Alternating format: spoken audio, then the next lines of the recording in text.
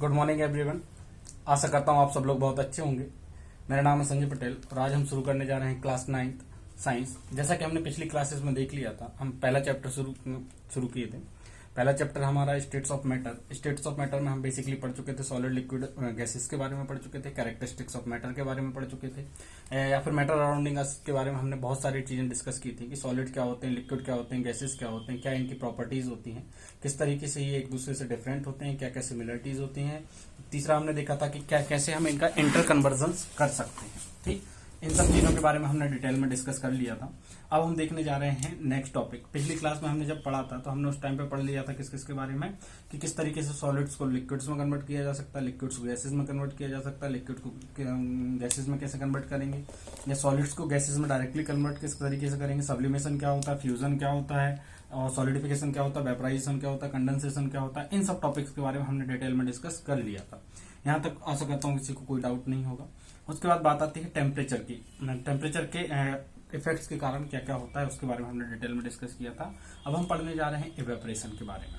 किसके बारे में पढ़ने जा रहे हैं? इवेपोरेशन के बारे में हम डिस्कस करने जा रहे हैं। इवेपोरेशन मतलब क्या होता है, टर्म से ही समझ में आ रहा है।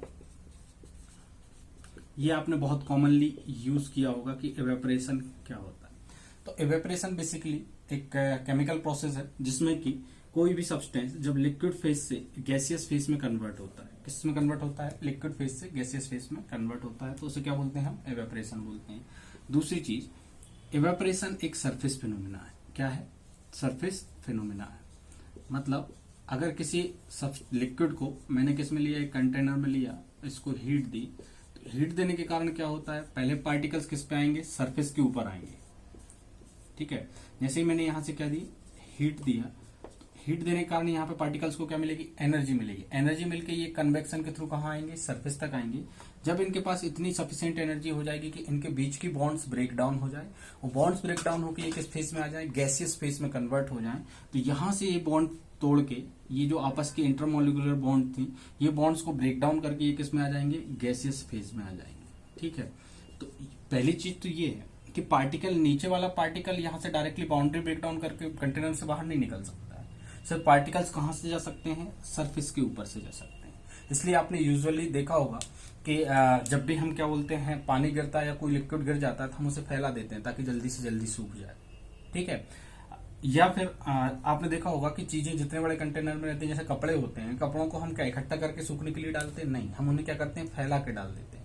फैला के क्यों डालते हैं? ताकि जितना ज्यादा सरफेस एरिया होगा उतना ज्यादा रेट ऑफ इवेपोरेशन होगा, क्योंकि evaporation is the surface phenomena. Surface phenomena मतलब क्या होता है कि इवेपोरेशन सरफेस पे ही परफॉर्म होता है। सिर्फ सरफेस के पार्टिकल्स हैं जो कि लिक्विड फेज में थे, जो गैसेस फेज में जाते हैं। ऐसा नहीं है कि बीच से कोई भी पार्टिकल उठेगा और चला जाएगा गैसेस फेज में, नहीं। पहले उसे सरफेस तक आना होगा। सरफेस पे आने के बाद अगर उसकी एनर्जी इतनी ज्यादा हो जाए कि यहाँ की बॉन्ड्स ब्रेक डाउन कर सके, इनकी इंटरमोलिकुलर बॉन्ड्स ब्रेक डाउन हो जाए, तब वो कहाँ जाएगा? गैसियस स्टेट में चला जाएगा। तो बेसिकली लिक्विड फेज से गैसियस स्टेट में कन्वर्ट होने की प्रोसेस को क्या बोलते हैं? हम इवेपोरेशन।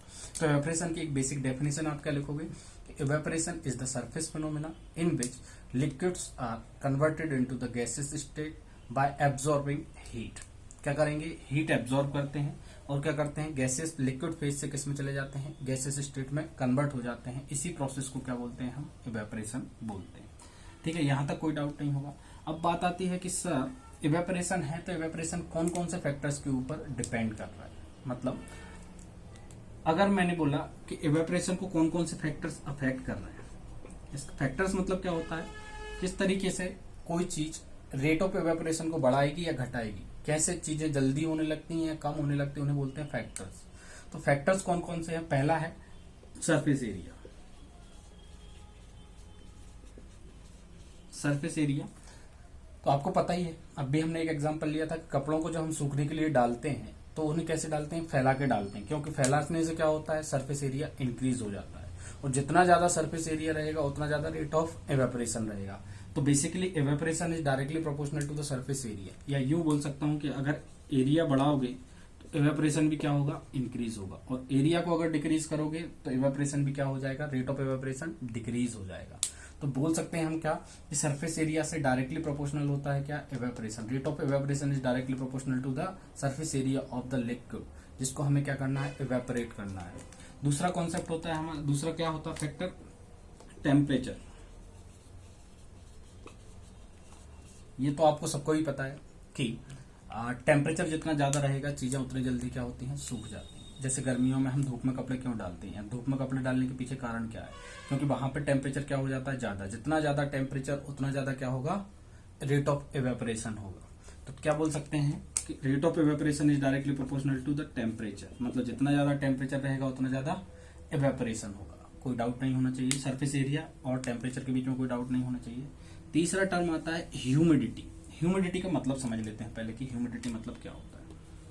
ह्यूमिडिटी मतलब होता है ऑलरेडी इन्वायरमेंट में कितने कितने गैसियस फेस में पार्टिकल्स प्रेजेंट है, मतलब वाटर वेपर्स अगर यहाँ पे प्रेजेंट रहेंगे। जैसे बरसात के बाद आपने देखा होगा कि नमी जिससे बोलते हैं हम, उमस जो होती है, तो नमी क्या होती है बेसिकली कि ऑलरेडी वहां पे क्या है, वाटर वेपर, पानी गिरा होता है, इवेपोरेशन होता है, उसके कारण वाटर वेपर्स ज्यादा हो जाते हैं। तो नमी जितनी ज्यादा रहेगी क्या पार्टिकल इजीली बाहर जा पाएंगे। आप सपोज करो कि आप क्लास में बैठे हुए, क्लास में से आपको क्या होना है, गैसियस सॉलिड स्टेट में बैठे थे, सॉलिड स्टेट में किस में जाना है, गैसियस फेज में जाना है, ठीक है। ऑलरेडी अगर बाहर बच्चे होंगे तो क्या आप फ्रीली मूव कर पाओगे बाहर की तरफ, नहीं। तो ह्यूमिडिटी से ये इनवर्सली प्रोपोर्शनल होता है। इनवर्सली प्रोपोर्शनल का मतलब ये होता है अगर ह्यूमिडिटी बढ़ेगी तो रेट ऑफ इवेपोरेशन क्या हो जाएगा, डिक्रीज। मतलब बरसात में कपड़े धूप होने के बाद भी धीरे सूखते हैं, गर्मियों में जल्दी सूख जाते हैं। बरसात में कपड़े क्यों कम जल्दी धीरे धीरे सूखते हैं, क्योंकि ऑलरेडी वहां पे नमी होती है तो पार्टिकल्स प्रॉपर्ली इवेपोरेट नहीं कर पाते, बाहर गैसियस फेज में नहीं जा पाते, तो रेट ऑफ इवेपोरेशन क्या हो जाता है, डिक्रीज हो जाता है, ठीक। फोर्थ आता है हमारा क्या, wind speed. Wind speed, wind speed मतलब क्या है, मम्मी घर में पोंछा लगता है, पोंछा लगने के बाद क्या हो जाता है, हम फैन ऑन कर देते हैं। क्यों ऑन कर देते हैं, ताकि जल्दी सूख जाए। फैन ऑन करने से हुआ क्या, जो भी पार्टिकल गैसियस फेज में आ रहे थे, हवा उनको क्या करती है, वहां से हटा देती है, ताकि और पार्टिकल्स गैसियस फेज में जाते जाए। मान के चलिए आपकी क्लास है, क्लास की बाउंड्री है, बाउंड्री से बच्चे निकल रहे हैं, गैसियस स्पेस में फ्री होकर निकलते जा रहे हैं। अगर बाहर बच्चे खड़े होते गए तो क्या अंदर वाले जो लिक्विड फेज के बच्चे थे वो बाहर आ पाएंगे क्या, फ्री स्टेट में आ पाएंगे क्या, पॉसिबल नहीं, या कम हो पाएगा। तो उन्हें क्या करते जा रहे हैं, अपन हटाते जा रहे हैं, ताकि और लिक्विड फेज के पार्टिकल्स गैसियस फेज में आ पाए। इसलिए रेट ऑफ इवेपोरेशन क्या होता है, डायरेक्टली प्रोपोर्शनल होता है विंड स्पीड के। मतलब स्पीड जितनी ज्यादा रहेगी उतना ज्यादा रेट ऑफ इवेपोरेशन रहेगा, एंड वाइस वर्सा। तो आप देख रहे होंगे इन 4 फैक्टर्स के ऊपर इवेपोरेशन डिपेंड करता है। पहला surface area, greater the surface area greater will be the evaporation and vice versa. Temperature, greater will be the temperature greater will be the rate of evaporation and vice versa. Vice versa मतलब होता है इसका उल्टा, उल्टा मतलब temperature को घटाओगे तो evaporation भी डिक्रीज होगा। मतलब in the decrease in temperature will result in the decrease in rate of evaporation. Fourth point है ह्यूमिडिटी। ह्यूमिडिटी मतलब होता है हमारा क्या, presence of water vapors or the vapors of liquid already in the atmosphere is called as the humidity।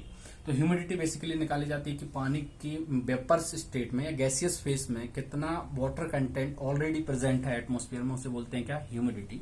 तो जितनी ज्यादा humidity होगी इवेपोरेशन उतना कम होगा, ह्यूमिडिटी जितनी कम होगी इवेपोरेशन उतना ज्यादा होगा। गर्मियों में इसलिए कपड़े बहुत जल्दी सूख जाते हैं एज कम्पेयर टू द बरसात या रेनी सीजन। तीसरा होता है क्या हमारा, wind speed. Greater the speed greater will be the evaporation and vice versa, मतलब lower will be the speed lower will be the rate of evaporation. These are the 4 factors on which the rate of evaporation depends. Now हम कुछ देखते हैं real life examples की, क्यों ऐसा होता है या इवेपोरेशन कूलिंग क्यों करता है। जैसे कि आपने देखा होगा कभी भी आप एक्सरसाइज करते हो या कोई फिजिकल एक्टिविटी करते हो तो आपकी बॉडी से स्वेट आना स्टार्ट हो जाता है, पसीना आना स्टार्ट हो जाता है। क्यों, क्योंकि जब भी हम कोई एक्सरसाइज वगैरह करते हैं या कोई भी हम एक्टिविटी करते हैं फिजिकल, तो उसके कारण हमारी बॉडी का टेम्परेचर इंक्रीज होना स्टार्ट होता है। और बॉडी को चाहिए है क्या, नॉर्मल टेम्परेचर 37 डिग्री सेल्सियस। कितना टेम्परेचर चाहिए है, 37 डिग्री सेल्सियस, जो कि नॉर्मल हेल्दी ह्यूमन बीइंग का टेम्परेचर होता है। आजकल कोरोना काल में आप देख रहे होंगे कहीं पे भी जाते हैं मॉल वगैरह में तो वो लोग टेम्परेचर चेक करते हैं, क्योंकि टेम्परेचर हमारे हेल्दी ह्यूमन बीइंग का टेम्परेचर कितना होता है, 37 डिग्री सेल्सियस 98 फ़ारेनहाइट। उसी को ये लोग चेक करते हैं। हाँ, सेल्सियस, केल्विन और Fahrenheit, these are the 3 units of measurement of temperature. ठीक है, तो चलिए आज के लिए आपके लिए यही होमवर्क है कि आप फाइंड आउट करके बताएंगे मुझे क्या सेल्सियस, सेल्सियस मतलब टेम्परेचर नापने की यूनिट है, केल्विन भी टेम्परेचर नापने की यूनिट है, फ़ारेनहाइट भी टेम्परेचर नापने की यूनिट है। आपके लिए आज का होमवर्क यही है कि इन तीनों में आप रिलेशन फाइंड आउट करके बताएंगे कि किस तरीके से सेल्सियस को केल्विन में कन्वर्ट करते हैं, केल्विन को फ़ारेनहाइट में, या फ़ारेनहाइट को सेल्सियस में, या आपस में इंटर कन्वर्ट किस तरीके से करते हैं, ठीक है। जैसा कि आपको पेज नंबर 9 पे ब्लू क्वेश्चंस में आपको दिख भी रहा होगा कि 300 केल्विन को आपको कन्वर्ट करना है, सेल्सियस स्केल में कन्वर्ट करना है, ठीक है। नीले क्वेश्चन है तो ये आप सोल्व करने की कोशिश कीजिएगा, ठीक है। फ़ारेनहाइट अभी आपके में शायद नहीं दिया है। हाँ, अब बात करते हैं आगे कि जैसे ही हमारा टेम्परेचर इंक्रीज होना स्टार्ट होता है, अब सेल्स की एक कैपेबिलिटी होती है कि वो किसी एक निश्चित टेम्परेचर तक ही क्या हो सकते हैं, विथ स्टैंड कर सकते हैं। अगर टेम्परेचर बढ़ेगा तो विथ स्टैंड नहीं कर पाएंगे, तो बॉडी स्वेटिंग करती है, स्वेटिंग करने के कारण इवेपोरेशन होता है और इवेपोरेशन कॉजेज कूलिंग। जैसे कि आपने देखा होगा कि अर्थन पॉट जो होता है, अर्थन पॉट में क्या होता है, जैसे मटका जिससे बोलते हैं हम, मटके के अंदर क्या होता है, छोटे छोटे पोर होते हैं, मतलब उसके बाहर पानी आते जाता है, नमी आती जाती है। जैसे ही वो एयर के कांटेक्ट में आता है, तो जैसे ये मटका था, ठीक, ये मेरा मटका है, तो इसमें आप सवाल मत उठाइएगा, ठीक। जैसे ही इसमें पानी डालोगे आप, तो पानी कहाँ आते जाता है, सरफेस पे आना स्टार्ट कर देता है। जैसे ही एयर के कांटेक्ट में आता है, यहाँ पे क्या होता है, इवेपोरेशन, और इवेपोरेशन होने के कारण क्या होती है, कूलिंग होती है। इसलिए मटके का पानी ठंडा हो जाता है। बॉटल में नॉर्मली आप प्लास्टिक बॉटल में आप या किसी को और दूसरे कंटेनर में रखोगे तो वहां पे पानी ठंडा नहीं होता बाय इट्स ओन। मटके के पास ये क्या कैपेबिलिटी होती है कि वहां पे क्या हो जाता है, कूलिंग। या फिर आपने देखा होगा कि हमारा जो भी समर सीजन होता है या गर्मियां जब होती हैं, तो गर्मियों में क्या होता है, बोलते हैं कि कॉटन क्लॉथ्स पहनने चाहिए, क्योंकि cotton clothes are the good absorbent of the sweat. Sweat को जितना एब्जॉर्ब करेंगे तो उससे क्या होगा, एवेपोरेशन ज्यादा होगा, एवेपोरेशन ज्यादा होगा तो हमें गर्मी कम लगेगी। तीसरा होता है कि आपने देखा होगा कि जो हमारा कूलर है वो हॉट सनी डेज में क्या करता है, ज्यादा अच्छी कूलिंग करता है या कूलिंग प्रोवाइड करता है। वहां पे कूलिंग करने के लिए ऐसा नहीं है कि और कोई एपरेटस, वहां पे जो पानी था वो पानी ही क्या हो रहा है, इवेपोरेशन कॉज कर रहा है, पानी ठंडा हो रहा है, पानी ठंडा हो रहा है, उससे हवा टकरा रही है तो ठंडी हवा हो रही है, हवा ठंडी हमारे पास आ रही है। That's the basic concept behind the cooling. तो बेसिकली हम बोल सकते हैं कि इवेपोरेशन कॉजेस कूलिंग। आपने देखा होगा कि नेल पॉलिश रिमूवर जो होता है या आप परफ्यूम वगैरह जो होते हैं वो ठंडे लगते हैं हमारी बॉडी से टकराते से ही। उसके पीछे का कारण क्या होता है, जैसे हमारी बॉडी से टकराते हैं वो बॉडी से हीट लेते हैं और इवेपोरेट हो जाते हैं, और इवेपोरेट होने के कारण वो क्या करते हैं, कूलिंग कॉज करते हैं। तो बेसिकली इवेपोरेशन कॉजेस कूलिंग। तो एक बार just go through out the entire syllabus of this topic कि आपको पेज नंबर 11, 12 मतलब 12 पे आपको एक्सरसाइज मिलेगी एनसीईआरटी की 9th क्लास बुक जो है मध्य प्रदेश सेक्शन 1 बोर्ड के द्वारा जो एक्सेप्टेड है। तो आपको ये बुक पढ़नी है, उस पर सारे क्वेश्चंस लगाने हैं। ये है आपका पहले चैप्टर के बारे में सारा discussion, matter in our surrounding. तो चलिए पढ़ते रहिए, हंसते रहिए, मुस्कुराते रहिए, एक बार क्वेश्चंस लगाने की कोशिश कीजिए।